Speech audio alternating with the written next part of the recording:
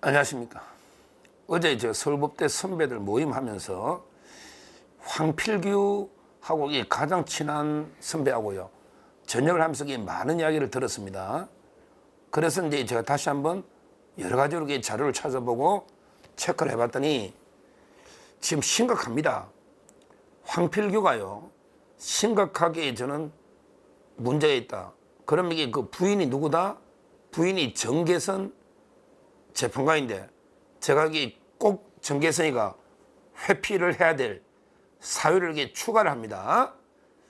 우리가 이게 좀 잘못 알려져 있는 게 있더라고. 저도 대충 생각했는데요, 정계선의 남편 황필규가 탄핵 소추인단이 대표 김희수하고 같은 로펌에 있으니까 배제된다. 그 다음에 법조인들 2,400명이 탄핵을, 윤 대통령 탄핵을 서명할 때 황필규도 서명했다. 지금 이게 두 가지 정도 가지고 이제 정계선 회피했는데, 이거만 해도 회피해야죠. 남편이 탄핵 운동에 앞장선 거 있잖아요. 2,400명 서명 운동. 이거 하고요.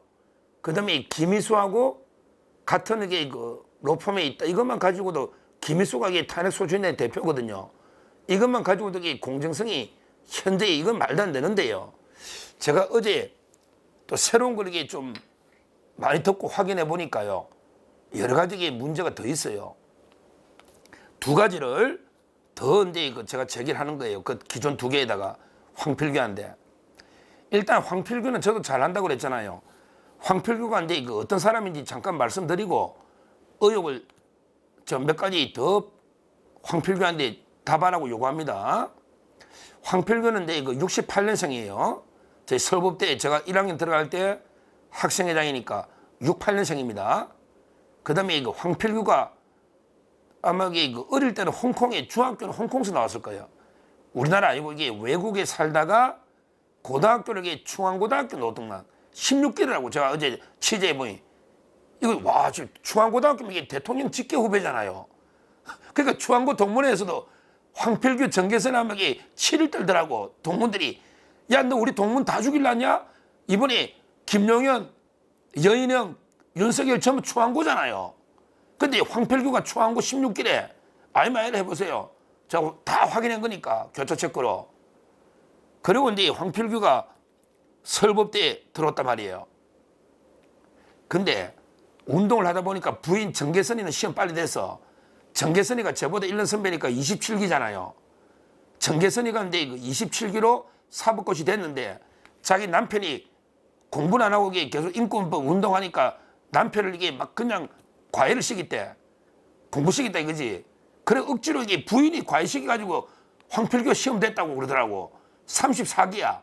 시험은 5년 후에 5년 후. 34기면 7년 후인가? 이게 27기니까. 정계선이가 27기잖아요. 근데 황필규는 시험이 엄청나게 늦게 된 거죠. 연수원 34기라고 돼 있으니까 엄청나게 시험이 늦게 됐다. 근데 어제 황필규가 아마 변호사 하면서 최초 사건은 내가 또 검색해 봤더니 미얀마 난민 운동 하거든. 자기도 홍콩에 살아서 미얀마 난민을 재판해 가지고 구제, 이게 첫 사건이네. 변호사. 근데 중요한 거요, 제가 이제 새롭게 두 개 의혹을 제기하는 게, 우리 계속 기피 신청 정계선한테 했기 때문에 지금 우리가 언뜻 생각하면 법무법인 공감 김희수가 있는데 남편이 일하고 있다, 이렇게 생각이 쉽잖아요. 그게 아니에요. 법무법인 공감이 아닙니다. 공익인권법 비영리 재단법인 공감을 황필규가 운영하고, 거기 김희수를 대표로 황필규가 모셔온 거예요. 이게 법무법인이 아닙니다. 공익인권법 재단법인이야. 재단법인은 비영리거든. 그러니까 이게 변호사는 어떻게 하는가, 이걸 조사해봐야 된다는 거 첫째. 이 재단법인은 우리 로펌이 아니야. 로펌은요, 로펌은 알다시피 무한 책임을 지거든요. 한 명에서 합사회사 이런 거 있잖아요. 한 명에서, 그 다음에 유한 책임, 주식회사도 안 돼요.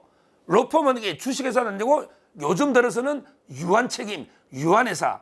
옛날에는 전부 무한 책임을 지는 거예요. 한 명에서.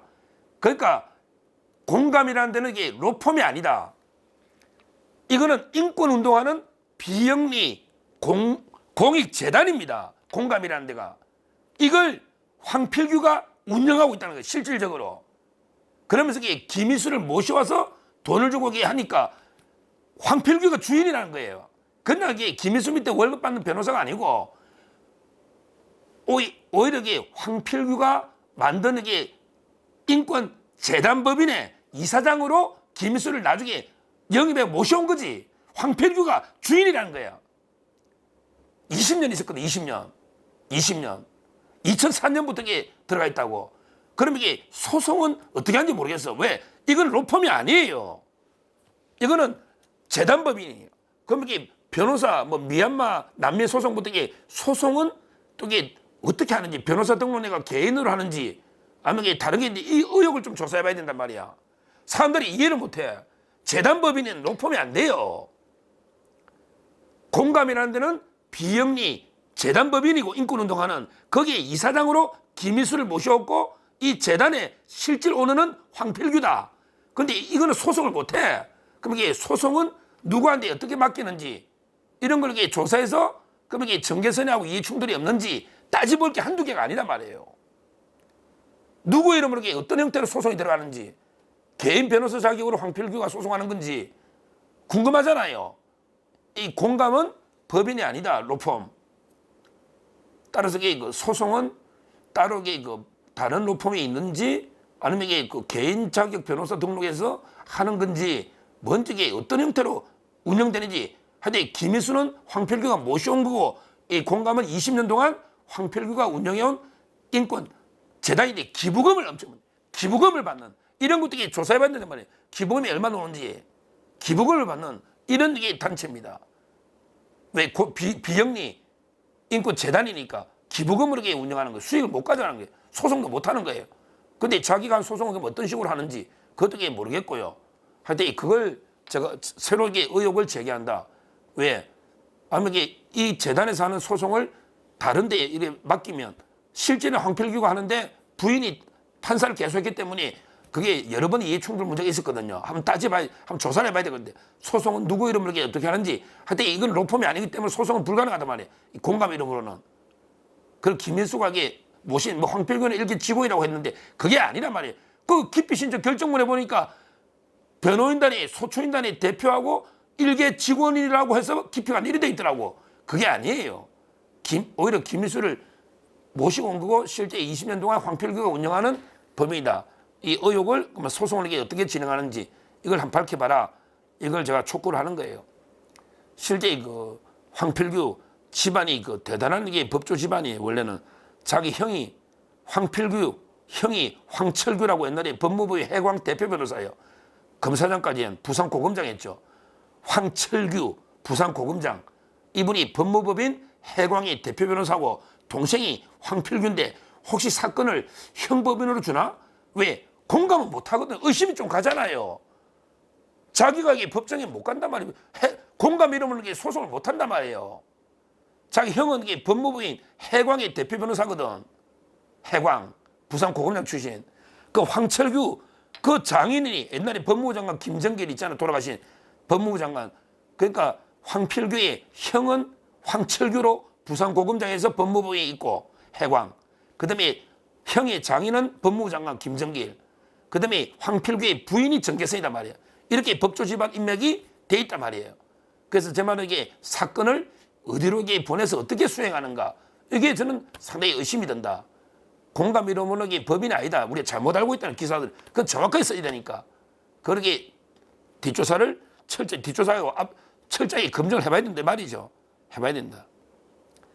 그다음에 두 번째 문제 제기하는 게요. 이게 문제가 되고 한 번 크게 문제가 됐어요. 그때하고 한번 비교해 보자고요. 저 두 번째예요.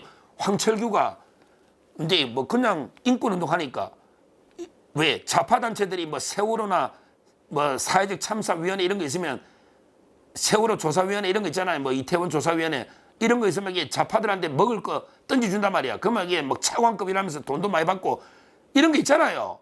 이런 걸 주로 한단 말이야. 황필규가. 그러니까 옛날에 황필규가 가습기 사건 있잖아요. 가습기. 그때 그 실제 우리 SK케미칼, 애경산업 가습기 살균제 제조 판매 이게 크게 문제됐잖아. 2019년에 가습기 살균제 제조 판매 이걸 이게 조사해야 된다. 그러면서 이게 업무상 과실 재판도 있거든요. 그때요. 그때 그 황필규가 이걸 가습기 살균제 이걸 조사하는 위원회에 비상임 위원을 했거든. 근데 그때 가습기 살균제 회사 대표들 있잖아요. 이 사람들을 살인죄를 해가고 업무상 과실치사로 재판을 했잖아요. 그때 재판장이 정계서입니다. 가습기 살균제 재판에 업무상 과실치사 재판장이 정계선인데 27부. 근데 그때 남편 황필규가 조사위원회 할 때 비상임위원으로 잠깐 참여한 적이 있거든. 근데 그때 논란대가 SK케미칼이나 애경산업에서 우리 정계선한테 재판 못 받겠다. 왜? 남편이 옛날에 조사위원회 비상임위원을 했다. 이러니까요. 정계선이가 펄쩍펄쩍 뛰었단 말이야. 아니 옛날에 남편이 그 조사한 거하고 지금 이 사건에 과실치사하고 무슨 관계 있냐. 나 이게 회피 못하겠다. 이래 끝까지 정계선이가 버텼단 말이에요.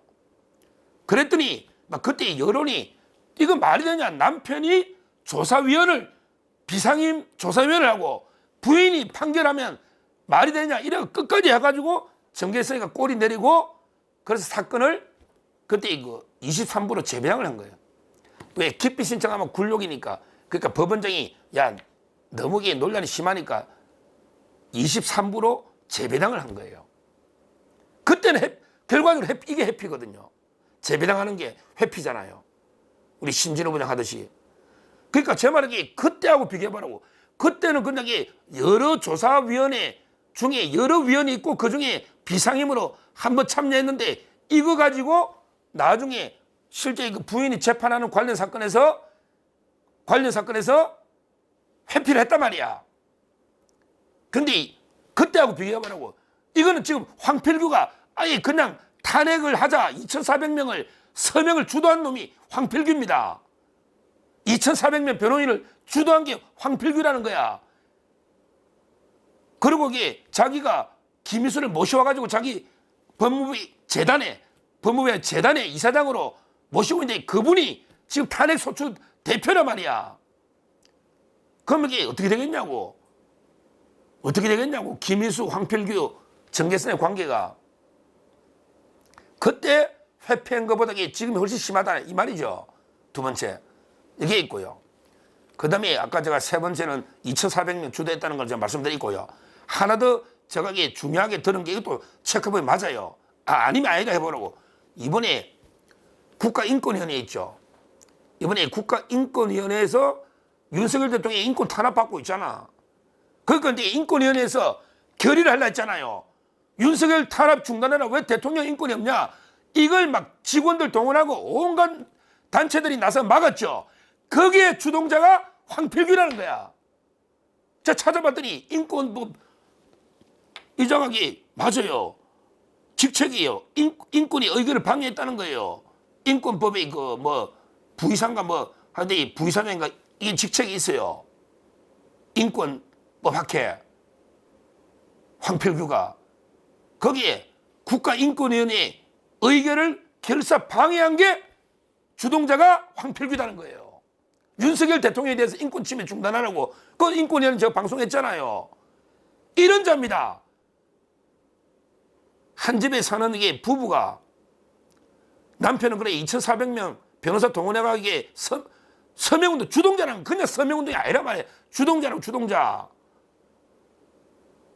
남편이 그리고 이게 그 인권위원회 의결도 자기가 인권운동 하니까 그것도 이게 국가인권위원회를 무력화시킨 막아버린 이런 일도 하는데 지금도 이게 윤 대통령한테 이런 짓을 하고 있는데 남편이 이게 공정하다고 누가 믿겠느냐고. 이혼할 것도 아니고 부부가. 옛날에 가습기 사건 때는 왜 회피했냐 말이야. 그때는 오히려 진짜 그때는 직접적 관계는 없어. 그때는 이게 그냥 과실치사 재판하는 거고 정계선이가 여기 참사 원인들 규명하는 거기에 비상임위원이 다인데 그때는 회피했단 말이야. 근데 지금은 직접적으로 남편이 대통령 탄핵 운동을 하고 있잖아. 근데 부인이 재판한다. 이게 공정하냐고. 이런 걸 회피 안 하면요. 뭘 회피해? 옛날에는 이게 제가 이게 협성고등학교 나왔잖아. 판사가 협성고등학교 출신이라가 저한테 사건 하니까 내가 가니까 판사가 회피해버리더라고. 고등학교 동문도 회피한다고. 그 대학 서울대 동문이라고 이형구 대법관이 조국 사건에 회피했잖아. 근데 옛날에 김선수 대법관은 아예 그냥 이재명이 성남시 사건 했다고 이재명이 사건도 회피했잖아. 근데 지금 황필규는 심각하다는 거예요. 결론적으로 제가 새로운 거에게 그 의혹을 제기하는 것은 뭐냐. 우리가 법무법인 공감이라고 생각하면 그거는 비영리 인권재단 법인 황필규가 만들어서 20년간 운영해온 기부금으로 운영되는 비영리 재단법인이 공감이고 거기에 실질 운영자는 황필규인데 자기가 김일수를 이사장으로 영입해가 모셔온 거예요. 그 김일수가 황필규한테 꼼짝 못하지. 오너가 황필규라는 거야. 김일수가 오너가 아니야. 꼼짝 못해. 근데 그런 그러면 변호사 소송들을 어떻게 하는지 그것도 궁금하잖아요. 왜 이해충돌 문제가 계속 생겼기 때문에 자기 이름으로 소송하는 게 거의 없을 거라고. 그는 비영리 재단법이니까 이 문제도 조사해야 되고. 그 다음에 그 변호사 2,400명 서명운동에 어느 정도 역할을 제가 보기에 주도적 역할을 했대. 왜? 평생 운동권 출신이니까. 지금도 그런 운동을 하니까 2,400명을 상당수는 황필규가 들고 있을 거라고. 주동자란 말이야. 그냥 서명자가 아니고. 그 다음에 국가인권위원회 결의를 방해하고 그때 난리 났잖아요. 우리 안창호 인권위원장 그때. 거기에도 적극 반대 서명 500명이 넘는데 그 주동자라는 거야. 한번 따져보자고. 황필규가 어떻게 했는지. 이런 자각이 부인이 그래 밤마다 집에 한 침대에 자면서 부인은 윤석열 탄핵 재판하고 남편은 윤석열 탄핵 운동하는 게 하루 종일 뛰다니면서 운동하고 이게 맞냐고요. 이게 맞냐고. 정계선이 기피 신청을 1시간 만에 기각했는데 빨리 회피해라 말이야. 정계선 회피해야 돼. 이거는 직접적인 관계가 있잖아. 왜 저번에도 회피했잖아. 가습기 사건에. 지금 남편이 이거는 진짜 말도 안 되는 이해충돌과 그 다음에 회피, 사유, 재판이 불공정이 의심되잖아. 이 정도면 말도 안 되는 이런 행동을 지금 보이고 있다는 거예요. 하여튼 저는 다른 사람에게 다 3명을 지금 회피 신청을 회피하라고 요구했는데 3명 다 하는 게 힘들 거지만 이게 진짜 문영배이자도 흉악하거든요. 이 정도면 보통 회피한다고요. 고등학교 동문이라고 회피하는데 고등학교 동문이라고 이 정도면 회피한다고요. 문영배도 있고 그 다음에 이미선이는 전 동생 문제보다 이상희가 탄핵 동생 문제. 동생은 또 한 달이 남이야. 그 남편 오충진이가 문제지. 오충진이가 권순일이 재판부에 그는 로펌에 있다니까. YK. 근데 권순일이가 지금 당사자라니까 이걸 잘 몰라. 판사 체포가 5개 탄핵 심리에 들어가 있다니까. 그럼 이게 권순일이가 당사자예요. 근데 오충진이 부인이 이미선이잖아. 그러니까 이미선과 정계선은 무조건 이거는 회피해야 되는 거예요. 6명이 되든 안 되든 누구 채우든 그건 알 바 아니고 회피해야 되는 거예요. 물론 이제 다 회피하면 6명이 안 되면 탄핵이 어떻게 되냐 이런 지적도 하지만 그런 게 진짜 의심 가는 사람은 말도 안 되게 회피해야 되잖아요. 하는 게 맞다. 이걸 보고 제가 어제 황필규에 대해서 많은 걸 듣고 제가 또 자료를 다 찾아보고 그 다음에 황필규 인터뷰한 것도 많아요. 밤에 다 읽어보고 다 제가 찾아보는 거니까 틀린 건 없을 겁니다. 없을 거예요. 제가 또 황필규를 잘 알잖아요. 제가 처음 알은 건 중학교는 또 외국에 홍콩 놓은 거, 또 추앙고 16개는 또 처음 알았네. 추앙고, 야, 그런데 이렇게 하네. 그 다음에 첫 사건이 미얀마 난민, 지금도 중국 미얀마 난민운동 하거든요. 난민운동.